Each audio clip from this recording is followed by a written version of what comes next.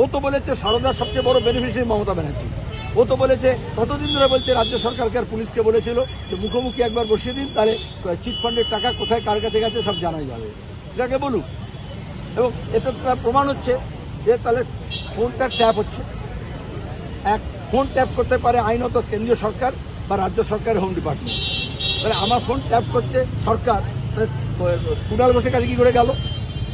আর মিডিয়ারও বলিহারি সেটাকে কুণাল ঘোষ যা বার করে এটা হচ্ছে রুটিন কাজ। এটা চিটফান্ডের টাকায় যখন মিডিয়া হয়েছিল তখন দেখছিলাম, তাকে দেখলাম যখন আমাদের ধর্না চলছে, যখন জুনিয়র ডাক্তার আন্দোলন চলছে, বৃষ্টিতে রাতভর ভিজে তারা আন্দোলন করছে, একটা সেকশন অফ মিডিয়া সারাদিন কুণাল করছে। এই কুণাট্য রঙ্গ বাংলা দেখে নিয়েছে, এটা চলবে না। আমি চ্যালেঞ্জ করছি, কতজন কলকান্তকে ধরবে মমতা ব্যানার্জি? কটা সিপিএমকে মিথ্যা মামলা দেবে? 85,000 মিথ্যা মামলা দিয়েছে, এবং সিপিআইএম এর লোকজনকে প্রথম রেপ করেছে। প্রথম বছরে তৃণমূলের দ্বারা আমাদের সিপিআইএম মহিলা কর্মী 37 জন রেপ হয়েছিল এই তৃণমূলের আমলে।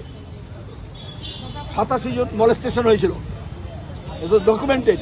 তারপর কত আনডকুমেন্টেড আছে, আনরিপোর্টেড আছে। তারপর থেকে গা সভা করে দিয়েছিল। আজকে যখন বাংলা জেগেছে, দেশ জেগেছে, যেটা অন্যায় হচ্ছে, অন্যায়ের প্রতিকার চাই, ওরা একটা অন্যায়কে চাপা দেওয়ার জন্য আরো অন্যায় করছে।